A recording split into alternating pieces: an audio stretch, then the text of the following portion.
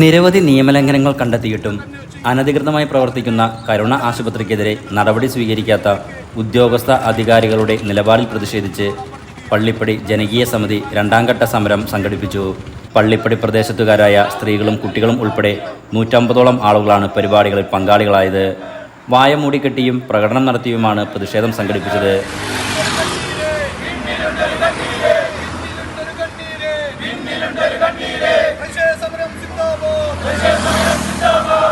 ദ്രവമാലിന്യങ്ങളും ബാക്ടീരിയകളും hospital കോമ്പൗണ്ടിന് വെളിയിലേക്ക് പടരുകയും തൊട്ടടുത്ത വീടുകളിലെ കിണറുകൾ മൊത്തം മലിനമാവുകയും ചെയ്തിരുന്നു.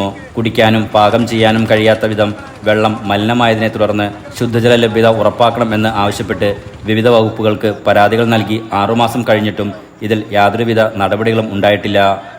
അതേസമയം കരുണ ഹോസ്പിറ്റൽ പ്രവർത്തിക്കുന്നത് അനധികൃത കെട്ടിടത്തിലാണെന്ന് കണ്ടെത്തുകയും ഈ കെട്ടിടങ്ങൾ പൊളിച്ചു മാറ്റാൻ നഗരസഭ ആശുപത്രി ഉടമകൾക്ക് നോട്ടീസ് നൽകുകയും ചെയ്തിട്ടുണ്ട്.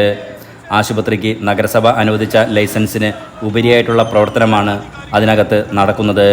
അഗ്നിസുരക്ഷാ മാനദണ്ഡങ്ങൾ പാലിക്കാതെ പ്രവർത്തിക്കുന്ന സ്ഥാപനം പൊതുജന സുരക്ഷയ്ക്ക് ഭീഷണിയാണെന്നും മതിയായ മാലിന്യ സംസ്കരണ സംവിധാനങ്ങളില്ലാതെ പ്രവർത്തിക്കുന്ന ആശുപത്രിയുടെ മുന്നോട്ടു പോക്ക് കൂടുതൽ വീടുകളിലെ കിണറുകളിലെ വെള്ളം മലിനമാകാനും ഇടവരുത്തുമെന്നും പ്രതിഷേധക്കാർ പറയുന്നു. അതുകൊണ്ട് തന്നെ രോഗങ്ങൾ പടർന്നു പിടിക്കാനുള്ള സാഹചര്യവും നിലനിൽക്കുന്നുണ്ട്. PCB, നഗരസഭ, ആരോഗ്യവകുപ്പ് എന്നിവയെ തെറ്റിദ്ധരിപ്പിച്ച് നേടിയിട്ടുള്ള അനുമതികൾ അടിയന്തരമായി പിൻവലിക്കണമെന്നും നഗരസഭ നൽകിയിട്ടുള്ള ലൈസൻസ് റദ്ദു ചെയ്യണമെന്നും ജനകീയ സമിതി ആവശ്യപ്പെട്ടു.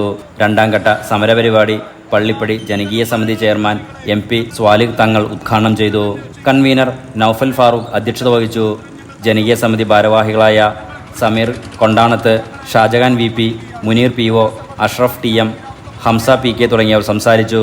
ജനകീയ സമിതി joint convener doctor Rafeeq Pulikkalakath സ്വാഗതവും കുഞ്ഞു മുഹമ്മദ് നന്ദിയും പറഞ്ഞു. Enlight news, Tirurangadi.